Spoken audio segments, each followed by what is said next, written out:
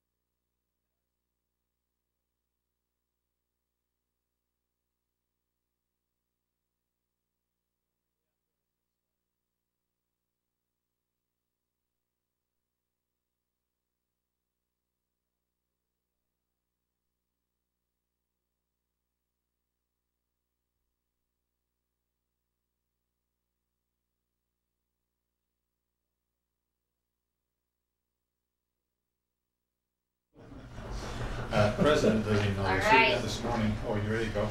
Let's get started.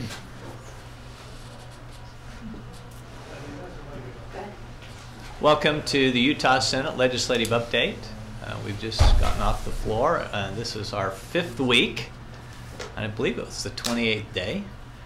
Today we honored the Vietnam veterans. We have Senator Knudsen here to briefly give you an update on his bill that passed out of the Senate unanimously today. Thank you, Mr. President. Yeah, it was an honor, actually, to be asked to be the Senate sponsor of this bill, second substitute House Bill 275. And what it basically does is very simple, that every year we honor the Vietnam veterans. And in my judgment, it's long overdue. Any questions? Any other comments from anybody?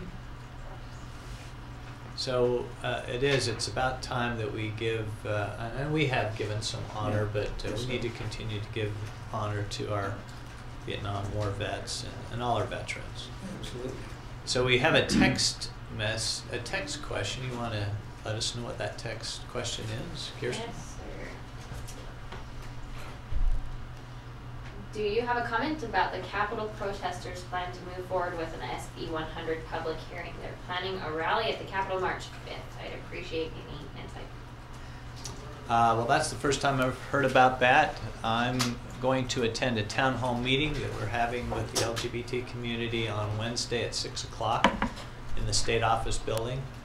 It's a meeting to, it's a time to listen, it's a time to understand. I'm hoping we have some substantive conversations there. And, but I think it's important to emphasize that the decision has been made to move this off to another time when we have a better understanding of what the environment is going to be like with regards to religious liberties and the anti-discrimination bill, and also the Judge Shelby's that we continue to have open dialogue and have further understanding on the issues. Any other questions? Could you address the transportation issue? If you don't pass any kind of transportation tax that generates more revenue, don't you create a bigger deficit between operation and maintenance and moving forward? Every year you push this down the road. I know this is Senator Adams' favorite topic. Mm-hmm. Senator Adams? Help me understand the question, because are you talking in regards to? Well, the state plan shows what a $2 billion gap yes. going forward, and you're losing money in the gas tax. I mean, that's pretty well established that you're not gaining. And if you have limited funds, how are you going to fund existing transportation needs, let alone address future concerns? And I do believe that is one of the big concerns. In Utah, we don't push things down the road. We don't kick, I suppose, the can down the road, so to speak. We deal with issues and try to make those hard decisions. And I think Senator Valentine has a bill that does a little bit that direction. It's revenue neutral today, but it actually allows for the for those transportation dollars to grow. And maybe you want to talk a little bit. I think your bill came out of committee, didn't it? It's out of committee. It's on the second reading calendar. Probably will be debated based on the pace we're going sometime middle of this week. The House, I think, has had a couple of bills. One of Johnny Anderson's that did not make it out of committee, and the other, I think, is a bill that would have tried to reduce gas tax and actually bring back sales tax on food, and I think that one struggled. But I think it would be, I think there's a lot I'm hearing from senators that want to try to solve this challenge that we have, unfunded liability that exists in the state, and especially on maintenance. We have a large percentage of our roads that are not being properly maintained, meaning potholes are being filled, but we're not doing preventative maintenance, and most of those roads are in the rural areas of the state that are not very highly traveled, but they still need maintenance. that at some point in time will accrue the day when we have to do a total reconstruction of those roads because we aren't maintaining them properly. Aren't you kicking the can down the road though? Well, I think I think you may be, if we don't address it this session, that may be a point, and I think it's something we ought to look at personally. It's like a pension. If you have a lot of time, that pain can be minimized. You have to, the solution is minor, but the more we don't address this, it becomes such a major issue that the result could be very substantive and very hard on the legislature and the people of the state of Utah. So it's best to address it now or next year versus 5 years down the road when you're facing a cliff rather than just a step. Senator Adams, how much short is or maybe Senator Hilliard knows this, how much short the state is on its needs for transportation funding? I mean, the governor had expressed some concerns during his budget rollout that between 420 and 440 million that's earmarked as a result of your bill from a couple of years ago is excessive. You know, we are short, and we're several $1 billion short. We do have a unified plan in the state of Utah, and I think we're one of the few states that do. We actually combine the public transit with the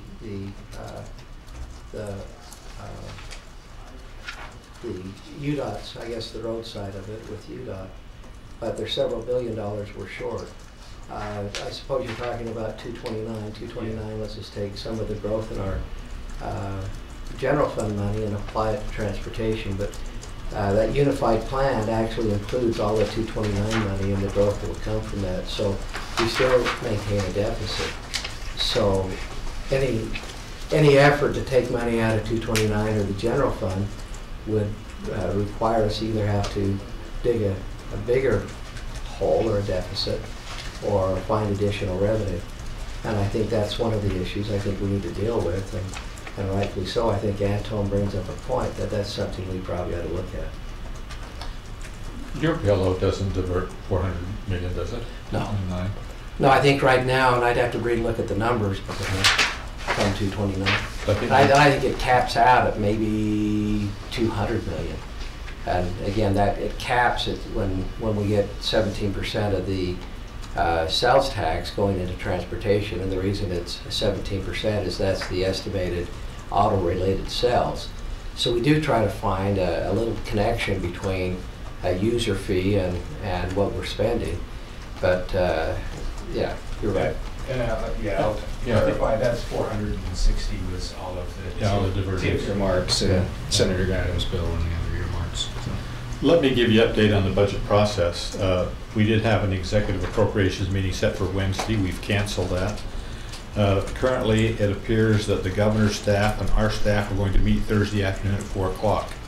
So we won't have the figures Thursday morning, and that usually takes several hours. So we would anticipate having new budget figures on Friday morning. We're going to meet, hopefully set an executive appropriations at noon on Friday with nothing maybe more than just approving the revenue figures. But we'll be working during this week to see if we can come to consensus on some of the bills, some of the items that we may want to fund, and we may do, as we've done occasionally in the past, piecemeal fund some of them and get that done. But again, we're fortunate that we have more time this year just because the session started later. So we'll have 2 weeks after Thursday to finally close out the budget and make our decisions, and we'll be working. We're not going to sit back idly waiting by. I'll meet with leadership, and I'm sure joint leadership will be talking about some of the recommendations that Representative Brown and Representative Wilson and Senator Stevenson and I have made, and see whether we cause heart attack with all of them or. But the reality is, when it is pretty simple, when you've got $204 million of new ongoing revenue and about $150 million of one-time revenue, and the budget requests are over $800 million, And that's just the ones they prioritized. I know I've been contacted by a number of groups whose requests weren't even prioritized. So that is a crunch down you have to do, because most of the requests are ongoing revenue, not just one time. And you have to be very dangerous about using one-time money for ongoing programs, because it runs out after the year. And we want to avoid that. You say 200 million in ongoing one time, or ongoing? The revenue estimates that we were given in December were 204 million, both general fund and education fund ongoing. And I'm going by memory, but it seems like to me that the one time is about just under 200 million. I can give you exact amount, Robert. That's fine. I thought the ongoing was less than. Well, 156 of it, I believe, is, or 158, I think, is education fund, and 44 is general fund. Do you have a sense of where, I'm sorry, do you have a sense of whether the new revenues are going to be up or down? Are you getting signals? I asked Jonathan, is he going to be up, down, or in the middle, and he said yes. Chris's box did the same. I personally will be surprised if it's up very much, and I hope it's not down. Sir Valentine? I'll give you a report card on what's happening with the bill flow. We've had 625 bills that were introduced as of the end of week 4. That's right, almost really close to the average. The average is 631. We've had 625. These are the bills introduced. However, based upon bills that have passed, we are now at a new record low of bills passed. Bills that have passed both bodies is 70 as of week 4. The lowest previous one in the last 10 years was 74. The highest in the last 10 years was 128. We're at 70. Does that break down between House and Senate bills? It does. 70. But I don't have the actual numbers here in front of me. Okay. I just have some bar graphs. Great. I've always said the more House bills that pass, the more effective the Senate is, because we vote last on their bills. Is there enough time to get everything done that needs to be done? Next 2 weeks plus? As long as we get out of here with the budget, yes. And we have a budget, don't we? base budget's passed. Yeah, we have a fallback. Yeah. We're in good shape. All right, well, thank you very much. Thanks to all those out there who come in by video or live streaming.